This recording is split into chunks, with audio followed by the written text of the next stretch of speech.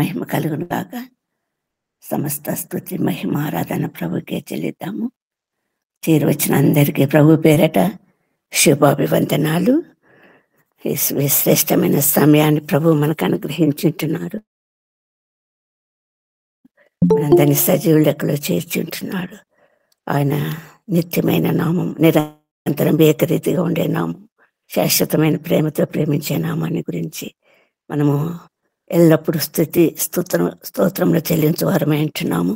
అధిక శక్తిమంతుడు, ఆశ్చర్యకరుడు, అద్భుతాలు చేసేవాడు, సమస్తము సాధ్యమైంటున్న తండ్రి, ఎల్లప్పుడూ మన పక్షంగా వ్యాజ్యమాడే తండ్రి, ఎల్లప్పుడూ ప్రతి ప్రార్థన అంగీకరించే తండ్రి, కార్యం సఫలం చేసే తండ్రి, అటువంటి గొప్ప జీవం కలిగిన తండ్రిని మనం స్తుతించి ఆరాధించట ఎంతో అవశ్యమై ఉంటుండగా మన అందరినీ ప్రభు సన్నిధికి అప్పగించుకుందాము.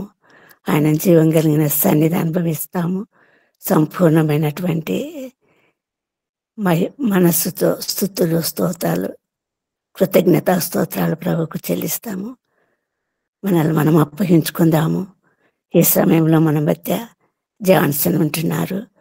ఆయన ప్రభు పేరిట స్తుతి ఆరాధన పాట పాడి చిన్న ప్రార్థనలో నడిపిస్తే వాక్యం ద్వారా మనం ముందుకెళ్దాము.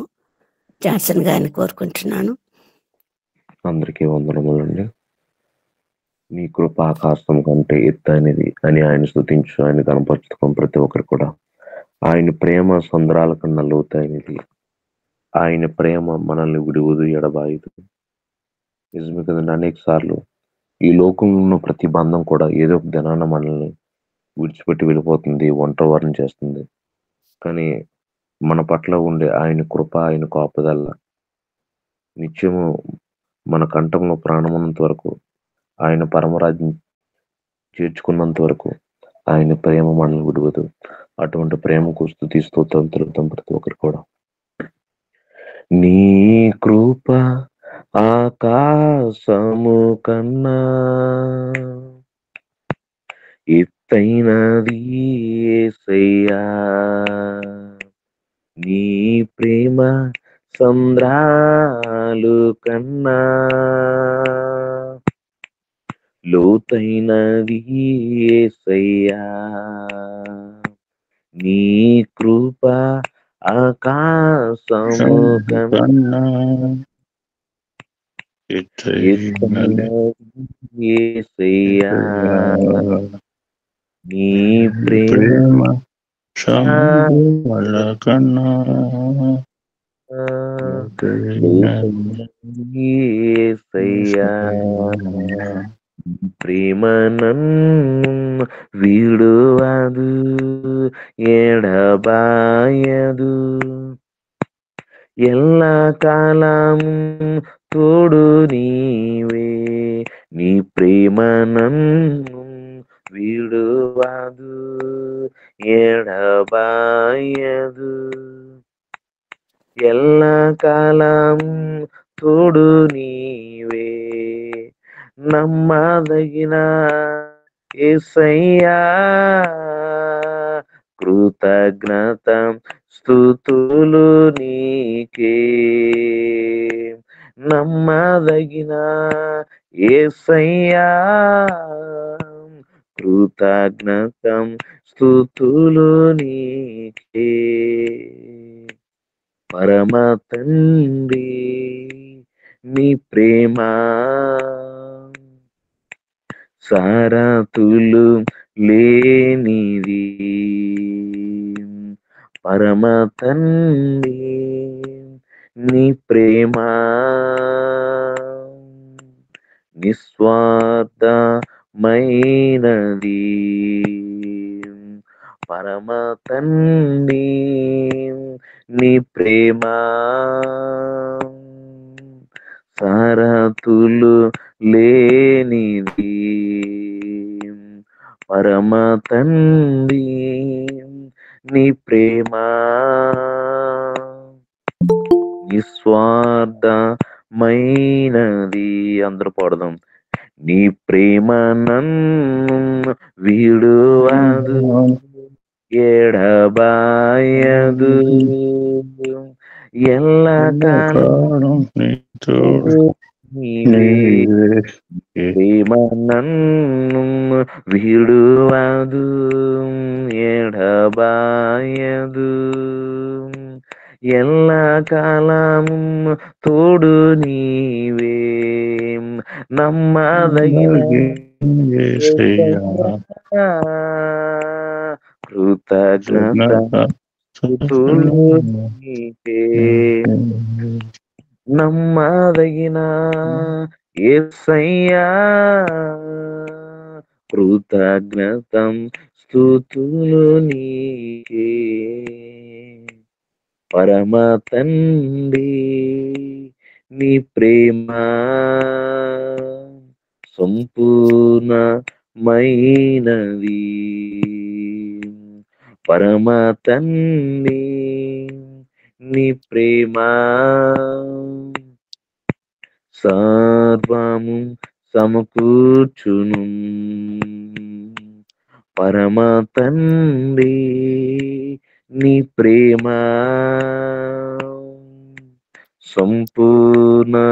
సంపూర్ణమైనది పరమ తండ్రి నీ ప్రేమ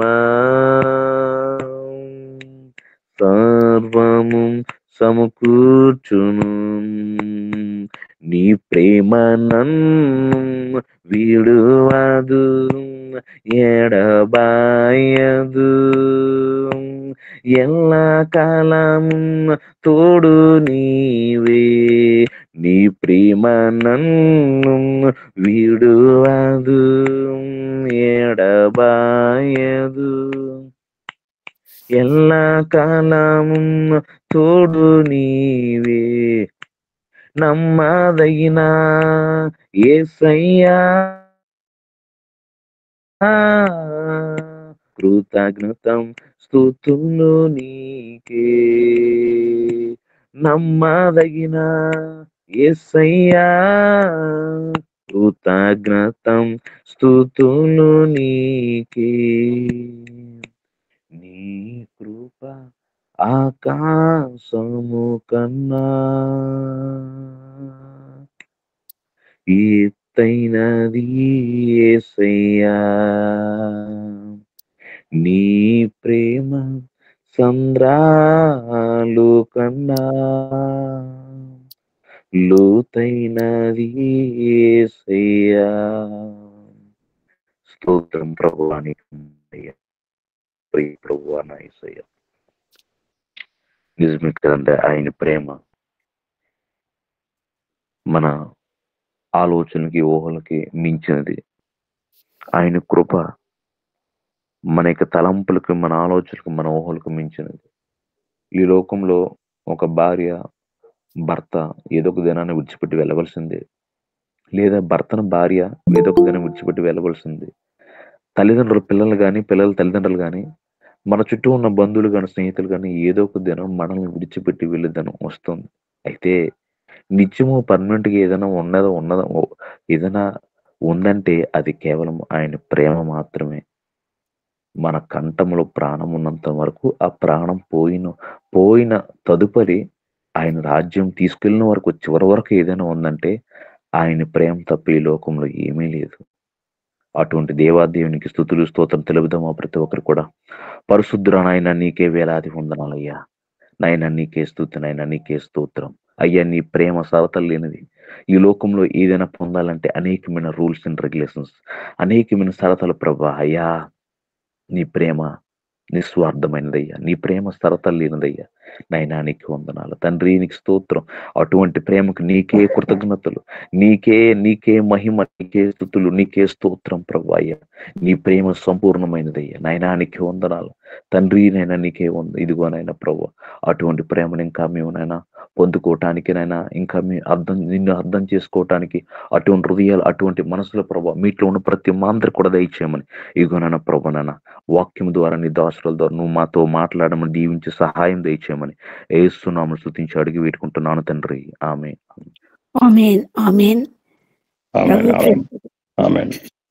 ప్రభు పేట స్తుతి ఆరాధన జరిపించి జాన్సన్ గారికి వందనాలు చెల్లిస్తూ వాక్యంలోనికి వద్దాం మనము ఈరోజు ఏర్పరచబడినటువంటి వాక్య భాగము దావీదు కీర్తనలు 56వ అధ్యాయము 12వ వచనం మాత్రం చదువుకుందామండి. దావీదు కీర్తన 56 12వ వచనం మాత్రము. దేవా, నీవు మరణంలోని నా ప్రాణమును తప్పించున్నావు. నేను జీవపు వెలుగులో దేవుని సన్నిధిని సంచరించినట్లు జారి పడకుండా నీవు నా పాదములను తప్పించుచున్నావు. ఇది దావీదు యొక్క ప్రార్థన ఏంటున్నది. కీర్తన రూపంగా ప్రార్థిస్తున్నటువంటి ప్రార్థన. మరి ఏ సమయంలో ఏ సందర్భంలో మరి ప్రార్థన చేశాడు దావీదు? ఇటువంటి దావీదు యొక్క ఆత్మీయ స్థితి ఎంత ఉన్నతంలో ఉంది, ఎంత ఉన్నతంగా వర్ధిల్లినటువంటి ఆత్మ కలిగి ఉంటున్నటువంటి దావీదును మనం ఇక్కడ చూస్తుంటున్నాము. మరి దావీదు ఒక ప్రార్థన, దేవా నన్ను ఎక్కలేనంత ఎత్తైన కొండపైకి ఎక్కించుము అన్న ప్రార్థన సఫలం చేసిన జీవం గల దేవుడు. మరి దావీదును ఈ సందర్భంలో ఇక్కడ మనం చూస్తే 56వ కీర్తన మొదటి భాగంలో ఏం రాశారో ఒకసారి చూడండి. ఎక్కడ నుంచి ప్రార్థన జరిపించాడు, ఈ కీర్తన పాడాడన్న విషయము చిన్న లెటర్స్ లో రాయబడింది. కానీ ఒక దయచేసి చదవండి. 12వ వచనం మళ్ళీ చదవమ్మా. 56 మొదటి పైన రాసినటువంటి స్క్రిప్ట్. దేవా నన్ను కరుణింపుము, మనుషులు కాదండి, స్క్రిప్ట్ సన్నని అక్షరాలతో రాశాడు ప్రధాన గాయకునికి అని. చదవండి.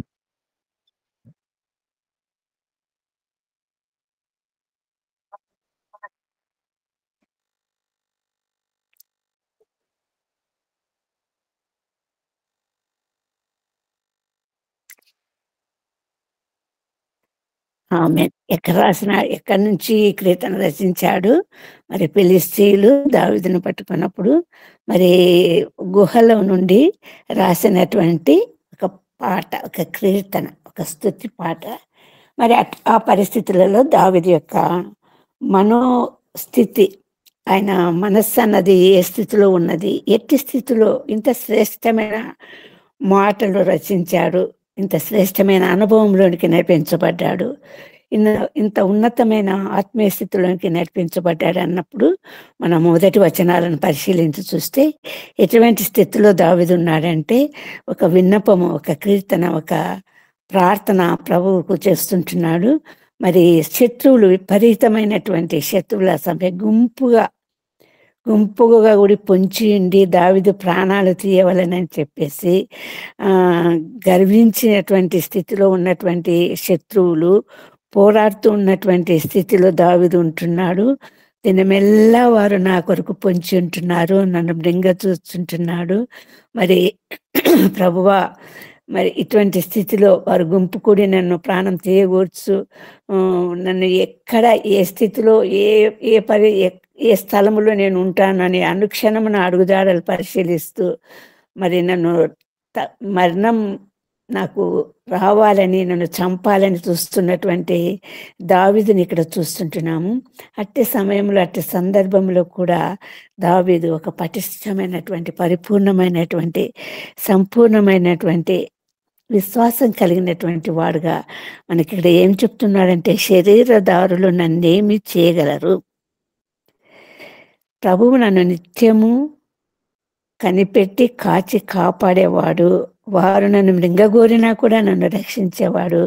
కాబట్టి దినమెల్లా నేను ఆయనను కీర్తించేదను. అంటే ఒక బలమైనటువంటి ఆత్మీయ స్థితిలో ఉంటున్నాడు. మరి దావీదుని గురించినటువంటి ముందు వారంలో మనము ధ్యానించుకున్నటువంటి విషయంలో మనము గుర్తించినటువంటి అంశం ఏంటంటే, అపొస్తల కార్యములు 13వ అధ్యాయం 34వ వచనములో ఒక శ్రేష్టమైనటువంటి వాగ్దానము పౌలు గారు మనకు జ్ఞాపకం చేస్తుంటున్నారు. దావీదుకు అనుగ్రహించినటువంటి మరి పవిత్రమైనటువంటి వరములను మీకు అనుగ్రహిస్తానని వాగ్దానం గుర్తు చేస్తాడు. అంటే దావీదుకి ఇచ్చినటువంటి ఆ పరిశుద్ధమైనటువంటి పవిత్రమైనటువంటి వరము ఎందుకు ఇవ్వబడింది? ప్రభువు దావీదులో గుర్తించినటువంటి అంశమేమి, దావీదుని ఎందుకు అంతగా ప్రేమించుంటున్నాడు అన్నటువంటి వాస్తవాలను మనము గుర్తు చేసుకుంటే అది ఒక కృపావరమై ఉంటుండగా, మరి దావీదుకి ఇవ్వబడినటువంటి ఆ పవిత్రమైనటువంటి వరం ఏంటంటే ప్రవచన వరము. దావీదు ప్రవచించిన విషయాలలో మొట్టమొదటి ఆయన పుట్టుకను గురించి, తన వంశంలో క్రీస్తు అనే ప్రవక్త పుట్టబోతున్నాడు అనే అంశము.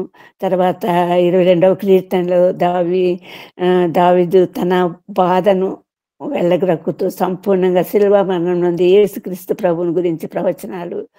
మరి ప్రభువు శరీరం కుళ్ళు పట్టకుండా సజీవంగా లేస్తుంది అన్నటువంటి విషయము, పునరుత్థాన విషయము ప్రవచించినటువంటి దావీదుని చూస్తుంటున్నాము. అటువంటి దావీదుకి ఎందుకు అంత ఉన్నతమైన స్థితి, ఎందుకు అంత శ్రేష్టమైనటువంటి వరమును ప్రసాదించాడు అన్నదానికి తార్కాణంగా మరి అనేక కీర్తనలు దావీదు యొక్క సంపూర్ణమైనటువంటి ఆధారపడి ఆదుకొని ప్రభు మాత్రమే తనను ఆదుకోనగలడు అన్నటువంటి పరిపూర్ణమైనటువంటి విశ్వాసం కలిగినటువంటి దావీదుని ఇక్కడ మనం చూస్తుంటున్నాము. ఆయన పరిపూర్ణంగా నమ్మింది ఏంటంటే ఎల్లప్పుడూ ప్రభు తనకు తోడుగా ఉన్నాడు, తన దక్షిణ హస్త బలంతో తనను ఆదుకుంటున్నాడు, తనను ప్రతి క్షణము పరీక్షిస్తుంటున్నాడు, పరిశీలిస్తుంటున్నాడు. తన అంతరంగం ఎరిగిన ప్రభు అన్న సంపూర్ణ విశ్వాసం ఉంది. తనను విడివాడు ఎడబాడు అన్నటువంటి వాగ్దానాన్ని నమ్మినవాడు, మరి నిత్యము నాకు తోడుగా ఉంటానన్నటువంటి పరిశుద్ధ సత్యాన్ని నమ్మినవాడు దావీదు. నీవు నా తోడు ఉన్నావయ్యా, నాకు భయమేలనా యేసయ్యా, నీవు నాతోనే ఉన్నావయ్యా, నాకు దిగులేలనా మెస్సయ్యా, నాకు భయమేలా, నాకు దిగులేలా, నాకు చింతేలా, నాకు భీతియేలా, నీవు నా తోడు ఉన్నావయ్యా, నాకు భయమేలనా మెస్సయ్యా. అటువంటి సంపూర్ణమైనటువంటి విధేయత చూపినటువంటి దావీదును మనము అనుక్షణము కీర్తనలలో చూస్తుంటున్నాము. ఎలుగెత్తి కీర్తించిన దావీదుని చూస్తుంటున్నాము. ఎంత దుఃఖంలో ఎంత బాధలో ఉన్నా కూడా ఇక్కడ అంటున్నాడు, నా కన్నీళ్లు నీ బుడ్డిలో ఉంచబడి ఉంటున్నవి, నా సంచారమును లెక్కించుంటున్నావు. శత్రు బాధ చేత భయంకరంగా తరమబడుతున్నటువంటి స్థితిలో కొండలలో, లోయలలో, గుహలలో, మిట్టలలో, అరణ్యములో మరి ఆయన సంచారాలను చూస్తుంటున్నావు. సౌలు చేతిలో నుండి, ఫిలిస్తీన్ల చేతిలో నుండి, శత్రువుల చేతిలో నుండి మరి తప్పించుకొనుటకు మరి పడుతున్నటువంటి ప్రయాసను ప్రభు చూస్తూ ఉంటున్నాడన్న విశ్వాసంతో, మరి తనను కాచి కాపాడే తండ్రి అన్న విశ్వాసంతో ఇక్కడ శ్రేష్టమైనటువంటి తన నమ్మకాన్ని, భవిష్యత్తులో ప్రభు తనకు చూపబోయే శాశ్వతమైన కృపను గురించి మరి మాట్లాడుతుంటున్నాడు దావీదు. ఈ లోక సంబంధమైనటువంటి తన జీవితాన్ని గురించి ఎటువంటి భయము, బాధ, బరువు, వేదన అన్నది ఏది ఉంటే కూడా ప్రభు తన పక్షంగా ఉన్నాడు, తన తోడుగా ఉన్నాడు.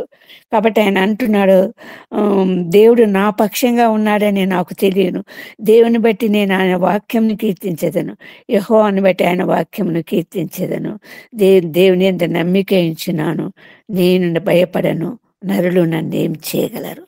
ఇటువంటి స్థితిలో దావీదు ముందుకు సాగుతుంటున్నాడు. సౌలు నుండి భయంకరమైనటువంటి ప్రాణ భీతి ఉంది, మరణ భయం ఉంది. అంటే సౌలు దావీదును చంపాలన్నటువంటి మరి ప్రయత్నాలన్నీ తెలుసుకుంటూనే ఉంటున్నాడు. అట్టి సందర్భంలో కూడా ఈ లోక సంబంధమైనటువంటి అంశాలను గురించి కాకుండా శ్రేష్టమైనటువంటి ఈ లోక సంబంధమైనటువంటి అంశాలను అన్వయించుకుంటూ పరలోక సంబంధమైనటువంటి ఆత్మీయ పరిశుద్ధ సత్యాలను దావీదు ఇక్కడ మనకు ప్రచురం చేస్తుంటున్నాడు, తెలియచేస్తుంటున్నాడు. తను పొందే భవిష్యత్తు, మనము పొందబోయే భవిష్యత్తు, మరి పరిపూర్ణమైనటువంటి విశ్వాసం కలిగినటువంటి వారుగా మనం పొందబోయే భవిష్యత్తును గురించి దావీదు ఇక్కడ తెలియజేస్తుంటున్నాడు. ఏమంటున్నాడంటే, మనం చదివినటువంటి వాక్య భాగంలో, దేవా నీవు మరణం నుండి నా ప్రాణమును తప్పించున్నావు, నీవు జీవపు వెలుగులో దేవుని సన్నిధిని సంచరించినట్లు జారిపడకుండా నా పాదములను తప్పించున్నావు. మరణం నుండి నా ప్రాణంను తప్పించుంటున్నావు. నిజమే, ఫిజికల్గా మరి సౌలు ఎంతగానో ప్రయత్నం చేస్తుంటున్నాడు. 33,000 మంది పరివారాన్ని సమకూర్చుకొని కేవలము దావీదును చంపటానికి అనుక్షణము అనుదినము వెదికిస్తూ ఉంటున్నాడు. ఆయన జాడలను కనిపెడుతూ ఉంటున్నాడు. ఎక్కడ దావీదు తనకు దొరుకుతాడా, ఎక్కడ చంపేయాలా అన్నటువంటి ఆకాంక్ష మాత్రమే కలిగి ఉంటున్న సౌలును చూస్తుంటున్నాం మనము. యాక్చువల్గా ఒక రాజు అన్నవాడు తన ప్రజలను కాపాడాలా, రక్షించాలా, ఒక ఉన్నతమైనటువంటి ఆశయాలను అనుభవాలను కలిగి ఉండాలా, మరి ఒక శ్రేష్టమైనటువంటి సంపూర్ణమైనటువంటి మానవత్వం కలిగినటువంటి వాడుగా ఉండాలి. Every person must have some ideals and principles. ఒక ఆశయాలు, ఒక అనుగుణమైనటువంటి నిర్ణయాలతో కూడినటువంటి జీవితం అన్నది మరి అనేకులకు ఆదర్శం అవుతుంది. ఈ సౌలును చూస్తుంటే మనం కేవలము మరి తను చేయలేని కార్యం 6 అడుగుల గొల్లాలను చంపినందుకు ఎంతో మరి సంతోషించి ఆనందించాల్సినటువంటి సౌలు పరిపూర్ణమైనటువంటి అభిషక్తుడై ఉన్నప్పటికీ కూడా ఈ లోక సంబంధమైనటువంటి అసూయ, క్రోధము, ద్వేషం కలిగి తన కొడుకు యొక్క సింహాసనానికి మరి రావాల్సినటువంటి యోనాతానును మరి రాకుండా చేస్తాడు, ఆటంకంగా చేస్తాడు అన్నటువంటి కేవలం స్వార్థపరమైనటువంటి ఆలోచనతో దావీదును చంపాలని ప్రయత్నం చేస్తున్నటువంటి సౌలును మనం చూస్తుంటున్నాము. అతని చేతుల నుండి మరి తప్పించినటువంటి విధానము మనం చూస్తుంటున్నాము, కాచి కాపాడిన విధానం చూస్తుంటున్నాము. కాకపోతే ఇక్కడ మనము దావీదు గురించినటువంటి విషయాలను మనం చూస్తే మరి ఏమంటున్నాడంటే, ఆయన ఆధ్యాత్మిక స్థితి, పరిస్థితులకు కృంగని స్థితి, లొంగని స్థితి, బలహీనపడని స్థితి, సంపూర్ణమైనటువంటి ఆత్మబలము పొందిన స్థితి, ఎందును బట్టి దావీదు మరణం నుండి నా ప్రాణాన్ని తప్పించుంటున్నాడంటే దేన్ని ఉద్దేశించి మరి దావీదు ఇక్కడ మనతో మాట్లాడుతున్నాడు, కీర్తన రూపంగా మనతో మాట్లాడుతున్నాడు అన్నటువంటి మన విషయాన్ని మనకు వస్తే, అది ఒక దివ్యమైనటువంటి కీర్తన, పాట రూపకమైన ప్రార్థన మనం చూస్తుంటున్నాము. మరి అతను ఉన్నటువంటి స్థితిని కంపేర్ చేసుకుంటే మరి ఆ స్థితి నుండి మరి దావీదు ఏ స్థితిలోనికి మనలో నడిపించాలన్నటువంటి పరిపూర్ణమైనటువంటి ఆత్మ కలిగినటువంటి దావీదుని ఇక్కడ మనం చూస్తుంటున్నాము. మొదటిది ఏంటంటే, మరణం నుండి నా ప్రాణమును తప్పించినావు అంటున్నాడు. ఫిజికల్గా తప్పించినటువంటి విషయాన్ని కాదు ఇక్కడ దావీదు స్ట్రెస్ తెస్తుంటున్నది. ఆయన ఏ కాన్షియస్ కలిగి ఉంటున్నాడు అంటే, ఒకసారి మనము కీర్తనలు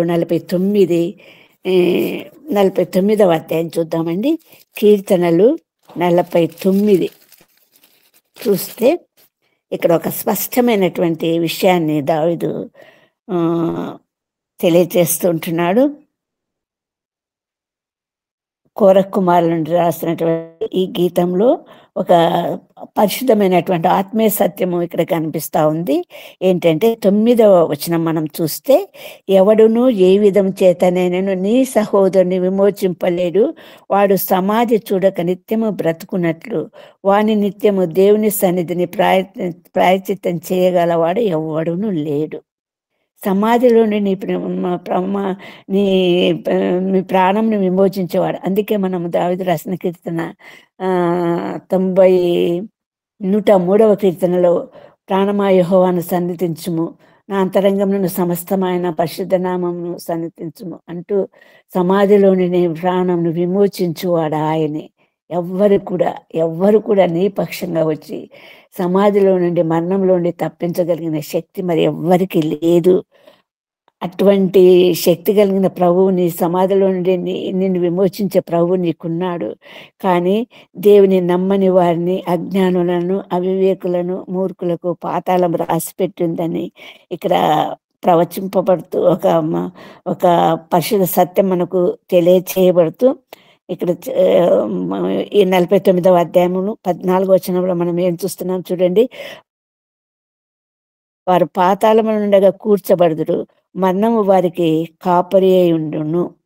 అంటే ఈ లోక సంబంధమైనటువంటి జీవితం జీవించే వారికి ఆ మరణం అన్నది ఇహలోక సంబంధమైన మరణం కాక పరలోక సంబంధమైనటువంటి మరణంగా వారు అందులోకి లోనయ్యేటటువంటి ప్రమాదాన్ని గురించి చెప్తుంటున్నాడు. వారు పాతాళంలో ఉండవలసినటువంటి ప్రాణులుగా ఇక్కడ నిర్దేశింపబడుతూ మరి వారికి ఖచ్చితంగా వారికి ఆ మరణమే వారికి కాపరి అయి ఉంటుంది అన్నటువంటి సత్యాన్ని ప్రబోధిస్తూ ఇక్కడ దావీదు మనకు చెప్తున్నటువంటి విషయం ఏంటంటే 15వ వచనం చూస్తాము. దేవుడు నన్ను చేర్చుకొనును, పాతాళ బలము నుండి ఆయన నా ప్రాణమును విమోచించును. దేవుడు నన్ను చేర్చుకొనును, పాతాళంలో నుండి నా ప్రాణమును విమోచించును. అంటే మరణం నుండి, ఈ లోక మరణము నుండి మనం తప్పించబడకపోయినప్పటికీ ఖచ్చితంగా మనం నొందాల్సినటువంటి స్థితిలో ఉన్నప్పటికీ కూడా, ఫిజికల్గా మనం మరణించాల్సినటువంటి స్థితిలో ఉన్నప్పటికీ కూడా మరి ఇక్కడ కోరహ్ కుమారుల ద్వారా మనకు తెలియజేయబడుతున్నటువంటి పరిశుద్ధ సత్యం ఏంటంటే దేవుడు నన్ను చేర్చుకొనును. అంటే ఒకానొక రోజు ప్రభు చేత పిలువబడిన రోజు ఆయన వరుస సంఖ్యలో, ఇంగ్లీష్ వర్షన్లో ఏమనిందంటే కాల్ అపాన్ మీ, దేవుడు నన్ను పిలుస్తాడు, నన్ను చేర్చుకుంటాడు, నన్ను వరుస సంఖ్యలో నన్ను పిలుస్తాడు అన్నటువంటి పరిపూర్ణమైనటువంటి పరిశుద్ధమైనటువంటి సత్యం.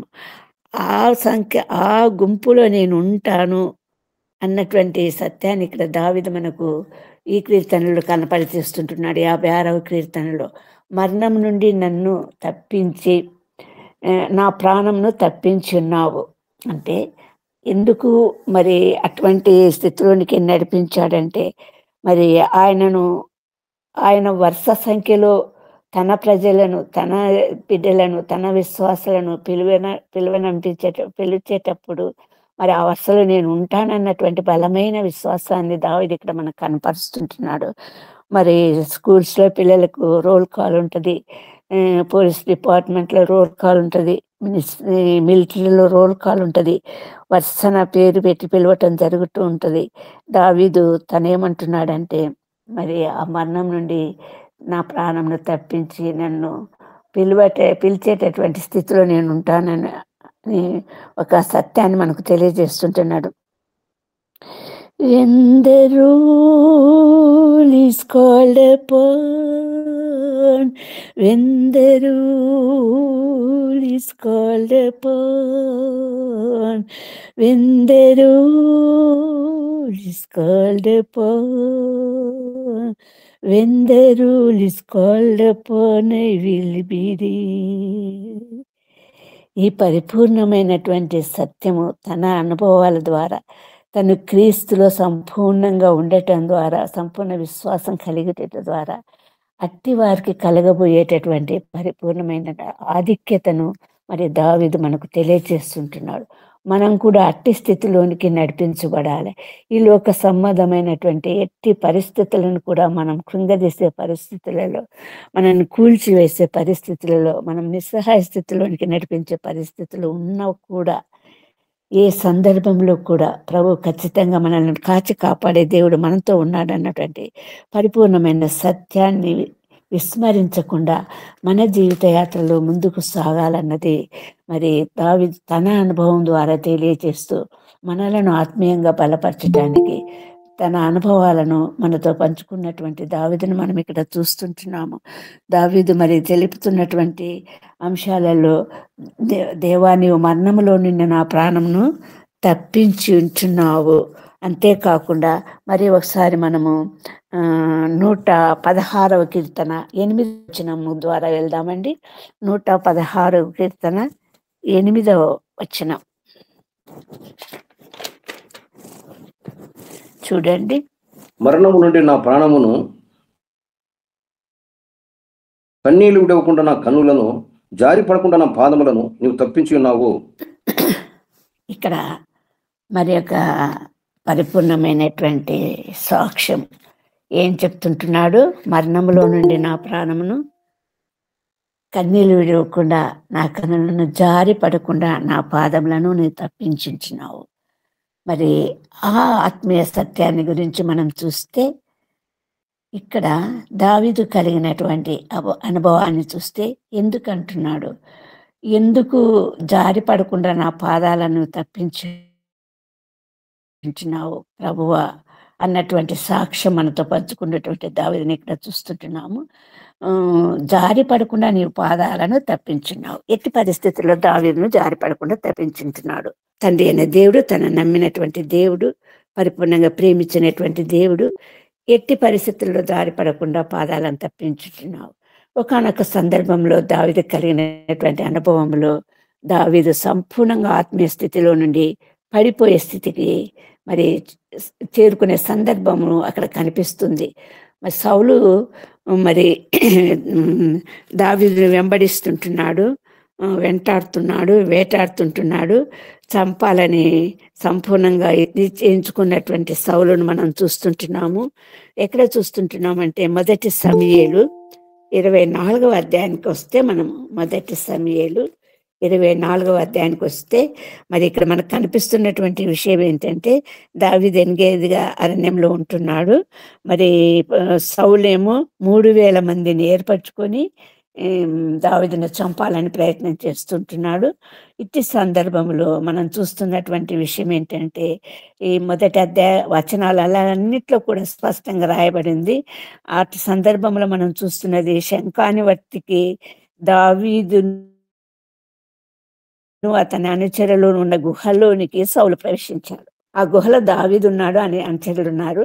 ఆ గుహలోనికి శంఖానివర్తి నిమిత్తము సౌలు లోపలికి ప్రవేశించినప్పుడు మరి అనుచరులంతా ఇది మంచి అవకాశము, దేవుడు నీకు ఇచ్చినటువంటి అవకాశము, సౌలును చంపగలిగినటువంటి అవకాశం అని ఎంత ప్రోత్సహించినా కూడా అభిషేక్తుడైనటువంటి సౌలును ఎంత మాత్రము చేయించకుండా చాలా నెమ్మదిగా పోయి ఆ స్థితిలో ఉన్నటువంటి సౌలు యొక్క వస్త్రపు చెంగును కోసుకొని మరి వెనక్కు రావటం జరిగింది. మరి సౌలుకు ఆ విషయాన్ని తెలియజేస్తూ, సౌలు రాజా, నేను నీ ప్రాణాన్ని నాకు అప్పగించినప్పటికి కూడా నిన్ను చంపడానికి ఇష్టపడలేదు, నేను అటువంటి వాడిని కాదు అన్నటువంటి విషయాన్ని అక్కడ మనకు కనపరుస్తూ ఉంటున్నటువంటి వాక్యాలు మనకు ఉంటున్నాయి. మరి దావీదు తనకున్నటువంటి అవకాశము ఉన్నప్పటికీ కూడా ఒక అభిషక్తిని చంపకుండా మరి సంపూర్ణంగా తాను నిగ్రహించుకొని దేవుని యొక్క నీతికి, నిర్ణయానికి లోబడినటువంటి వాడుగా ఒక్క క్షణము చపల చిత్తముతో కూడినటువంటి ఒక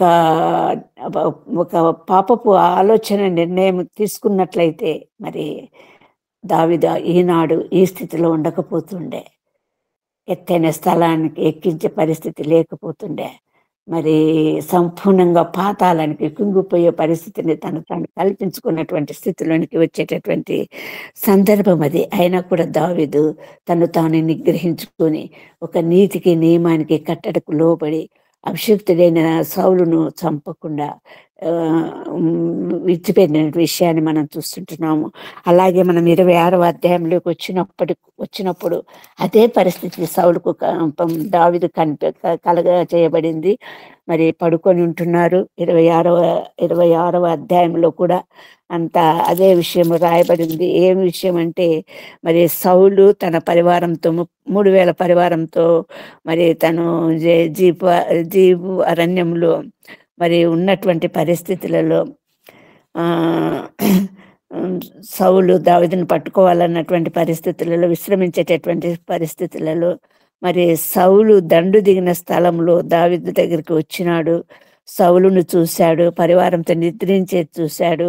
అతని తల దగ్గర ఖడ్గము, భూమిలోని కూర్చోబడినటువంటి ఖడ్గం ఉంది, తల దగ్గర నీళ్ల బుడ్డి ఉంది. మరి అందరూ నిద్రిస్తుంటున్నారు. మరి చంపవలసినటువంటి సులభమైనటువంటి మార్గం ఉన్నప్పుడు కూడా ఆ కత్తిని నీళ్ళబుడ్డిని మాత్రం తీసుకొని ఎంత ప్రోత్సహిస్తున్నప్పటికీ కూడా చంపకుండా బయటికి వచ్చి మరి సౌలుతో అంటున్నాడు.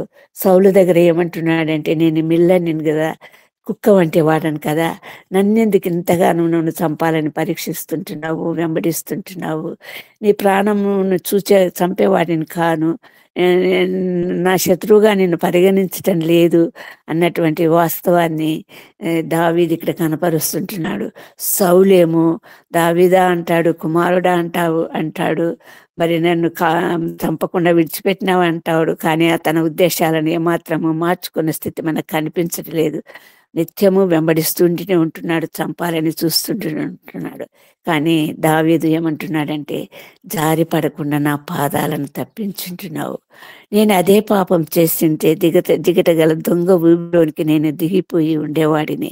ప్రభువా, నువ్వు నన్ను రక్షించుంటున్నావు, నన్ను కాచి కాపాడుంటున్నావు, నన్ను సన్నిధిలోకి నిలవబెట్టి ఉంటున్నావు ప్రభువా, నన్ను జారి పడకుండా నా పాదాలను తప్పించుంటున్నావు ప్రభువా అన్నటువంటి విషయాన్ని మనం ఇక్కడ చూస్తుంటున్నాము.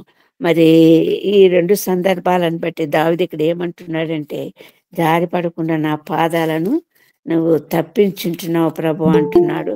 మరి ఎందుకు అంటే, నేను జీవపు వెలుగులో దేవుని సన్నిధిని సంచరించినట్లు, అదే 12వ వచనంలో, నేను జీవపు వెలుగులో దేవుని సన్నిధిని సంచరించినట్లు జారి పడకుండా నీవు నా పాదాలను తప్పించుతున్నావు.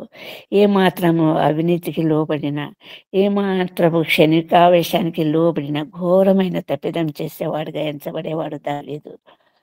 సౌలును చంపాలన్నటువంటి ఆలోచన ఏమాత్రం కలిగినా కూడా మరి ఘోరమైన పాపం చేసిన వాడు అయ్యేవాడు. ఒక్క పరిస్థితులలో దావీదు క్షణిక ఆవేశానికి లోనై చేసిన తప్పిదమును గురించి ఎంతో బలమైనటువంటి పశ్చాత్తాపంతో దేవుని సన్నిధిన తన పాపం ఒప్పుకొని తనను ఉగ్రత నుండి తప్పించమని దేవుని వేడుకొని దేవుని నుండి క్షమాపణ నొందిన దావీదును ఒక్కసారి మాత్రమే మనం చూస్తుంటున్నాము. మిగతా ఏ సందర్భంలో ఏ సమయంలో కూడా దావీదు నీతిని తప్పినటువంటి వాడుగా మనం చూడటం లేదు. ప్రభు అందుకే దావీదు నా హృదయానుసారుడు అంటున్నాడు. ప్రభుని గురించి దావీదుని గురించిన సాక్ష్యం చాలా గొప్ప సాక్ష్యం ఏంటున్నది. ఇక్కడ ఏమంటున్నాడంటే, నేను జీవపు వెలుగులో దేవుని సన్నిధిని సంచరించినట్లు ఏమో ఆశిస్తుంటున్నాడు. ఈ లోక సంబంధమైనటువంటి జీవితంలో కూడా దేవుని వెలుగుగా ఉంచుకొని, ఆయన నా ప్రాణము నాకు వెలుగును నాకు రక్షణ ఉన్నాడు అన్నటువంటి సత్యాన్ని విస్మరించకుండా ఎల్లప్పుడూ ఆ వెలుగులో సంచరించుతున్నటువంటి జీవితం కలిగినటువంటి దావీదును మనం చూస్తుంటున్నాము.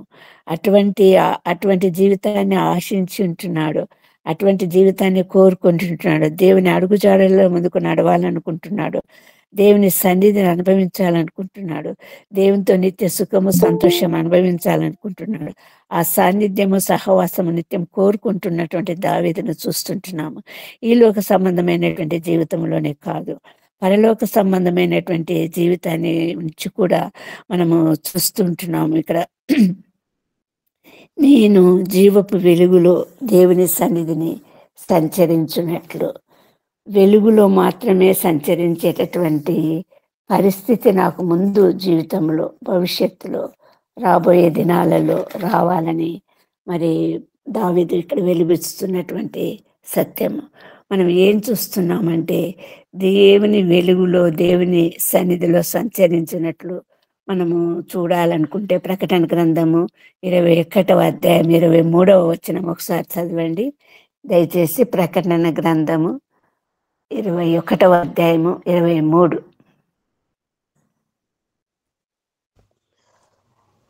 ఆ పట్టణంలో ప్రకాశించుటకై సూర్యుడైనను చంద్రుడైనను దానికి అక్కరలేదు. దేవుని మహిమయే దాని ప్రకాశించుచున్నది, గొర్రెపిల్లయే దానికి దీపము.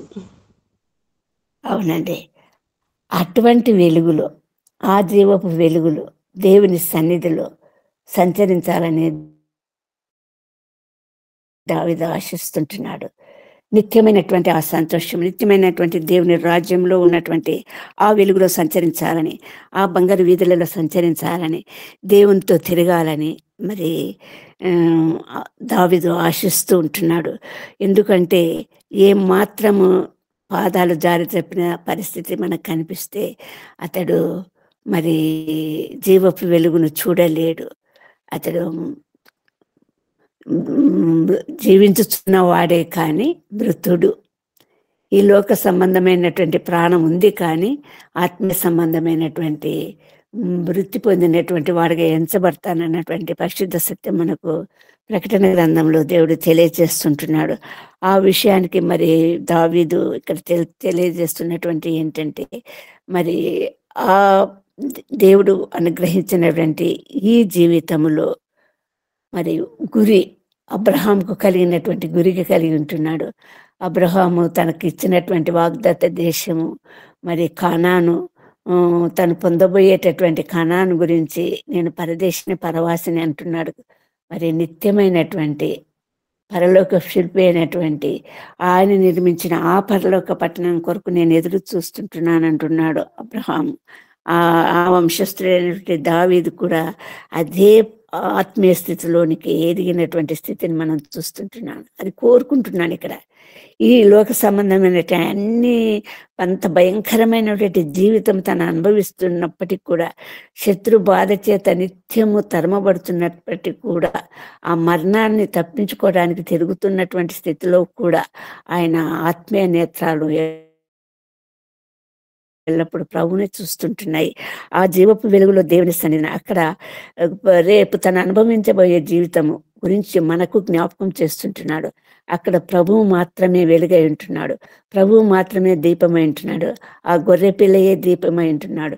అక్కడ సూర్యుడు వెలుగు ఉండదు, చంద్రుని వెలుగు ఉండదు, దేవుని వెలుగు మాత్రమే, జీవపు వెలుగులో మాత్రమే మరి తన బిడ్డలంతా కూడా, తనను నమ్మిన విశ్వాసులంతా కూడా, తను ఏర్పరచుకున్న వారంతా కూడా ఆ జీవపు వెలుగులోనే సంచరించేటటువంటి శ్రేష్టమైనటువంటి అనుభవాన్ని దావీదు ఇక్కడ మనతో పంచుకుంటూ ఉంటున్నాడు. అక్కడ ఎందుకు సూర్యుడు, ఎట్టి పరిస్థితులలో సూర్యుడు వెలుగునివ్వడు, చంద్రుడు వెలుగునివ్వడు అన్నటువంటి కారణాన్ని మనం ఒకసారి అన్వేషిస్తే, మరి దేవుడు అధికమైనటువంటి జ్ఞాన సంపద కలిగినటువంటి జ్ఞాని అయినటువంటి గొప్ప దేవుడు, సృష్టిని అంతటిని సృష్టించిన గొప్ప దేవుడు, ప్రపంచాన్నంతటికీ వెలుగునిచ్చినటువంటి గొప్ప దేవుడు, ఆ సూర్యుని మన్నింపచేసేటటువంటి గొప్ప దేవుడు, ఆ సూర్యునిలో మరి మండుచున్నటువంటి వాయువులను నిత్యము నింపినటువంటి గొప్ప దేవుడు, ఆ ఇంధనంగా ఆ హీలియం లాంటి వాయువులు నిరంతరం మండుతుండటం వలన విస్తారమైనటువంటి విపరీతమైనటువంటి వేడి వెలుగు మరి లోకానికి అంతా పంచిపెట్టేటటువంటి జ్ఞానయుక్తమైనటువంటి సూర్యుని దేవుడు నిర్మించి ఉంటున్నాడు. ఒకానొక రోజున సైన్స్ ప్రకారం మనం చూస్తే, ఒకానొక రోజున ఏ ఇంధనమైనా మండుతూ ఉన్నటువంటి ఇంధనము ఎగ్జాస్ట్ అయిపోతుంది, ఆగిపోతుంది. మనము ఉపయోగించే గ్యాస్ కానీ, ఉపయోగించే కిరోసిన్ కానీ, ఉపయోగించే డీజిల్ కానీ, పెట్రోల్ కానీ, ఇంధనాలన్నీ కూడా కొంతకాలం వరకే మండుతాయి, మరి ఆగిపోతాయి. అలాంటి నిర్మాణం సూర్యునికి కలుగచేశాడు ప్రభు. ఆ హీలియం అలాంటి వాయువులు మండటం ఎప్పుడైతే ఎగ్జాస్ట్ అయిపోతాయో అప్పుడు సూర్యుడు వెలుగునివ్వటం ఆగిపోతుంది. ఆ సూర్యుని వెలుగు వలన మరి చంద్రుడు ప్రకాశించే చంద్రుడు కూడా తన వెలుగునివ్వటం ఆగిపోతుంది. అటువంటి సృష్టికర్త అయిన దేవుడు మరి ఆ రోజు తను ఏర్పరిచిన దినము, తను ఉద్దేశించిన దినములో మరి సూర్యుని వెలుగు అవసరం లేదు, చంద్రుని వెలుగు అవసరం లేదు. ఆ జీవపు వెలుగులో మనమంతా సంచరించే ఒకనొక రోజు రాబోతుందని, ఆ జీవపు వెలుగులో తను సంచరించాలని మరి ఇక్కడ మనకు చాలా స్పష్టమైనటువంటి ఆకాంక్షను వెలుగుతున్నటువంటి దావీదును చూస్తుంటున్నాము. దావీదు మరి రచించిన ఈ కీర్తన ద్వారా మనమంతా కూడా తెలుసుకోవాల్సినటువంటి ఆత్మీయ పరిశుద్ధ సత్యము ప్రస్ఫుటంగా మనకు తెలియచేయబడుతుంది. దావీదు ఎలాగో ఆ జీవితాన్ని కోరుకుంటున్నాడో మనం కూడా మన జీవితంలో ఈ పోరాటంలో ఈ అంతిమ విజయం మనదే అయి ఉంటున్నట్లుగా, మరి ప్రభు ఆక్షించినట్లు, ప్రభు కోరినట్లు, ప్రభు సిద్ధపరిచినట్లు అంటే ఆ పరలోక రాజ్యంలో కూడా దేవునితో కూడా ఆ వెలుగులో సంచరించే వారంగా మనం ఉండాలని మరి దావీదు కాంక్షించేటటువంటి వాడుగా తన అనుభవాలను మనతో పంచుకుంటున్నాడు. మనం అట్టి స్థితికి చేరవలనని మరి దావీదు ఆశిస్తుంటున్నటువంటి వాడుగా ఆత్మీయ సత్యాలను మన మధ్య మరి దేవుడు దావీదు ద్వారా మనతో మాట్లాడుతున్నట్టున్నాడు. అటువంటి పరిశుద్ధమైన వెలుగులో, అటువంటి జీవితంలో, ఈ లోక సంబంధమైన జీవితానికి ఏ రోజు ఒక రోజు మరణం సంభవించవచ్చు, కానీ ఆ పరిశుద్ధ జీవితంలో మరి నిత్యము మనం సజీవులుగానే ఉంటాము. ఆ సజీవులున్న దేశంలో సజీవులుగా సంచరించాలన్నది మరి దావీదు పొందిన అనుభవాన్ని మరి మనం కూడా పొందాలన్నటువంటి పరిశుద్ధ సత్యాన్ని ఈరోజు ప్రభు మన మధ్య ఉంచుతుంటున్నాడు. దావీదు నిత్యము స్తుతించేవాడు. కింది వచనం చూస్తే స్తుతి యాగము నేను అర్పిస్తానంటున్నాడు. ఆ స్తుతి యాగం అంటే నిత్యము స్తుతించే దావీదుని మనం అక్కడ చూస్తుంటున్నాము. మరి ఆయన ప్రార్థన ఎల్లప్పుడు ధూపం వల్లను, ఆయన చేతులెత్తుట ఎల్లప్పుడు సాయంకాలం నైవేద్యం వలన ఉండాలని ఆశిస్తుంటున్నట్టు దావీదును చూస్తుంటున్నాడు. స్తుతి యాగం మాత్రమే చేయాలనుకుంటున్నాడు. వేలాది పొట్టేళ్లను, వేల కొద్ది ఎడ్లను మరి బలిగా అర్పించాలని ఆశించటం లేదు దావీదు. కేవలం స్తుతి యాగం ద్వారా ప్రభును, ఇక్కడ మనం యెషయా గ్రంథం 6వ అధ్యాయంలో చూస్తున్నట్లుగా నిత్యము దేవదూతలతో పొగడబడుచున్నటువంటి ప్రభువును అక్కడ చూస్తుంటున్నాం, సింహాసనాసీనుడైన ప్రభువును. అటువంటి ప్రభువును చూస్తున్నటువంటి వారంగా మనం కూడా స్థితియాగం చెల్లించే వారుగా ఉండాలన్నటువంటి మరి ఆ పరిపూర్ణమైనటువంటి ఆత్మీయ స్థితిని ఇక్కడ మనం అంతే దావీదు ఉంచుతుంటున్నాడు. మనం కూడా ఈ భూమి మీద ఉండంగానే అటువంటి స్థితిలో నడిపించబడాలని, నడవాలని, అనేక మంది నడిపించాలన్నది ప్రభు యొక్క దృక్పథం వింటున్నాడు. ఏమాత్రము సిగ్గుపడినటువంటి దావీదును మనం చూస్తుంటున్నాము. దావీదును స్తుతించాలి, ఆరాధించడానికి సిగ్గుపడినటువంటి దావీదును మనం చూస్తుంటున్నాము.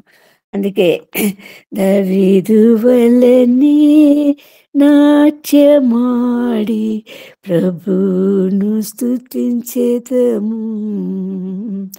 దావీదు వలెనే నాట్యమాడి ప్రభుని స్తుతించెదము.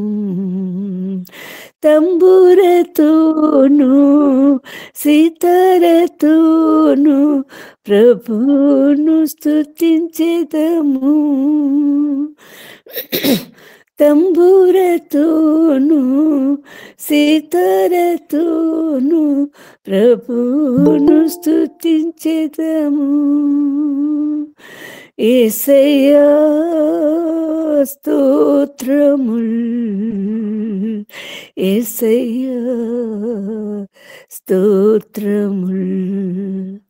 ఈ అనుభవంలోనికి మనము నడిపించబడాలని దేవుని యొక్క పరిశుద్ధ చిత్తమై ఉంటుండగా, దేవుడు బయలుపరిచినటువంటి ఈ ఆత్మీయ సత్యాలను సంపూర్ణంగా గ్రహించుకున్నటువంటి వారంగా మన జీవితాలలో ముందుకు సాగాలని దేవుడు ఇచ్చేయించుంటుండగా, ఆయన చిత్తానికి లోబడిన వారం అవి మన జీవితాలలో ముందుకు సాగాలని ప్రభు పేరట మరి ప్రభు ఆశించినట్లుగా మన జీవితాలలో ముందుకు సాగాలని దేవుడు ఆ కృప మన అందరి మీద కుమ్మరించాలని ప్రార్థిస్తూ ఈ కొద్ది వాక్యము దేవుడు దీవించి ఆశీర్వదించును కాక.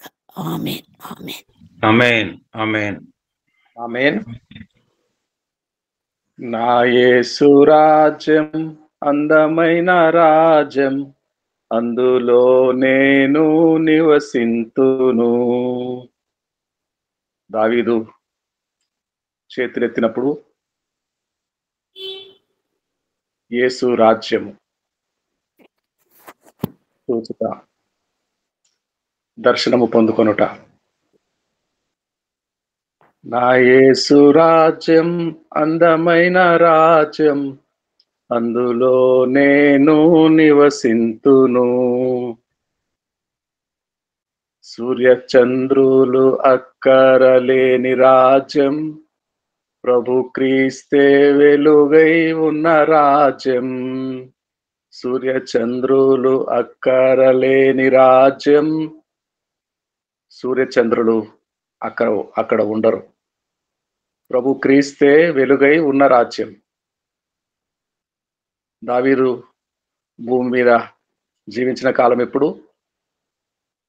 రాబోయే యేసయ్య రాజ్యము, నా యేసు రాజ్యము అందమైన రాజ్యము, అందులో నేను నివసిస్తాను అని పాడుకున్న కాలం ఎప్పుడు? యుగములకు తర్వాత ఉండబోయే రాజ్యము.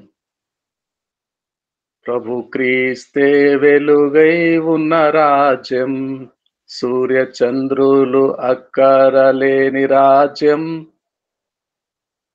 అవినీతియే ఉండని రాజ్యం, ఆకలి దప్పుకలు లేని నిత్య రాజ్యం, ఇక కరువు, కష్టము, వ్యాధి, బాధ లేని రాజ్యం, ఇక లంచము, మోసము, మోహము, ద్వేషము లేని రాజ్యం, అందమైన రాజ్యము, అందులో నేను నివసిస్తాను. దావీదు చూపిన దర్శనపు రాజ్యము, ప్రవచనపు రాజ్యము, అందులో శాశ్వత రాజ్యము, యేసు క్రీస్తే వెలుగై ఉన్న రాజ్యము, సూర్యచంద్రులు అక్కరలేని రాజ్యము, ఆ గొప్ప రాజ్యము, ఆ నిత్య రాజ్యము, శాశ్వత రాజ్యము. కాంక్ష కలవాడుగా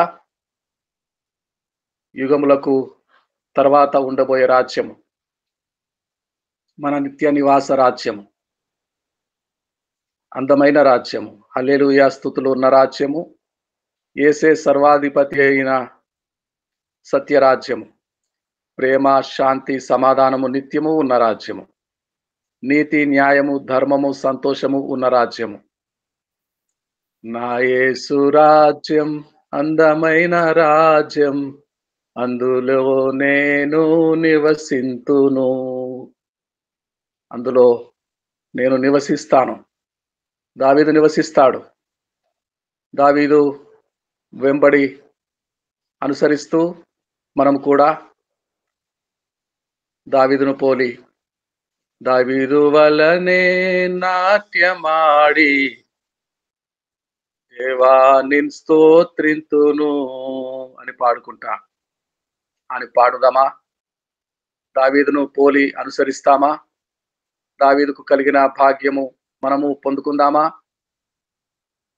దేవునికి స్తోత్రం కలుగును గాక. జాన్సన్ గారు చిన్న ప్రార్థన చేస్తారు. తెలుగు సభ ఇంతటితో ముగించుకొని హిందీ సభలోనికి ప్రవేశిస్తాము. జాన్సన్ గారు చిన్న ప్రార్థన. పరిశుద్ధుడైన నీకే స్తోత్రం ప్రభువా, నీకు వందనాలయ్యా. నా తండ్రి, నా ప్రియ ప్రభువా, నా యేసయ్యనైనా, ఇదిగోనైనా నీ జీవపు మాటల ప్రభువా మాకు వినిపింపచేసావు అయ్యా. మీ నివసిస్తున్న ప్రభా ఈ తాత్కాలికమైన నైనా ప్రభునైనా జీవితంలో కాదు, కానీ అయ్యా నువ్వు మాకు ఇచ్చేనైనా ప్రభా, నైనా ప్రభునైనా నువ్వు మాకు అనుగ్రహించే, నువ్వు మాకు బహుకరించే నిశ్చయమైన రాజ్యములోనైనా ప్రభా మేము నైనా ప్రభా రావటానికి అయ్యా నన్ను తగిన అర్హతలు, తగిన జీవం గల ప్రభా క్వాలిటీస్ నైనా ప్రభా మాలో ఇప్పుడే ఉండి కలిగి ఉండి నిన్ను సంతోషపెట్టే ప్రభా గొప్ప గురినైనా మీట్లో ఉన్న మా అందరు కూడా దయచేయండి. దేవానికి స్తోత్రం ప్రభా.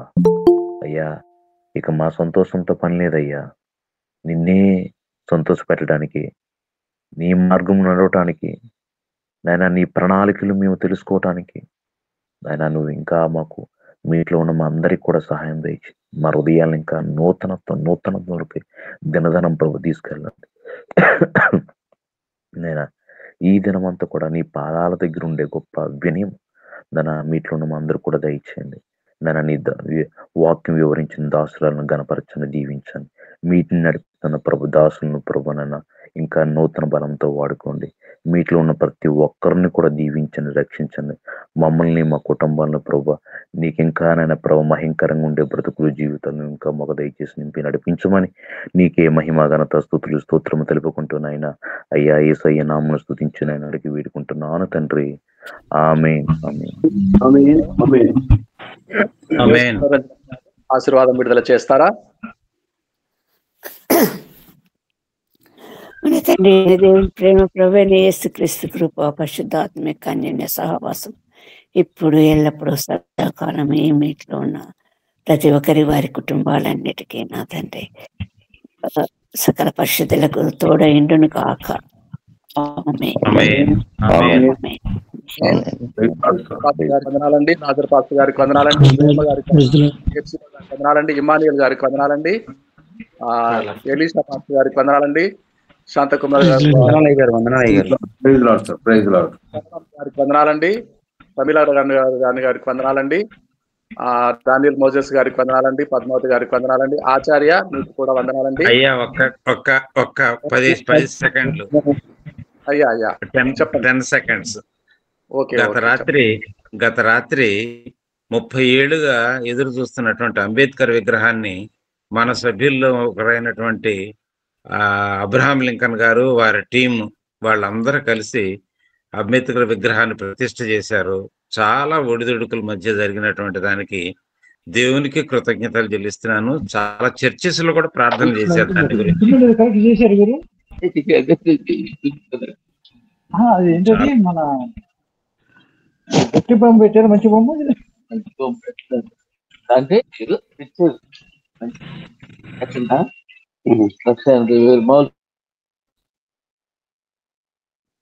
అందరికీ ధన్యవాదాలు. అందరికీ వందనాలు. Praise lord. Praise lord, praise lord sir. అందరికీ ప్రైజ్ లార్డ్ అండి. అందరు ప్రైజ్ లార్డ్ అమ్మా. ప్రైజ్ లార్డ్, ప్రైజ్ లార్డ్ అమ్మా. అందరు ప్రైజ్ లార్డ్. అందరికీ వందనాలు. బొమ్మ పడగొడుతున్నారు అన్నట్టు వచ్చిన ఏమన్నా నేను బొమ్మ పెడుతున్నారు తీసుకో. అందరికి వందనాలండి. Praise lord. రండి, తెలుగు సభ ఇంతటితో ముగింపు. ప్రారంభించుకుందాము. హిందీ సభలో ప్రవేశిస్తున్నాము. आइए, विश्वनाथ प्रसाद जी तैयार खड़े हैं, ओपनिंग प्रार्थना के साथ अगुवाई करेंगे।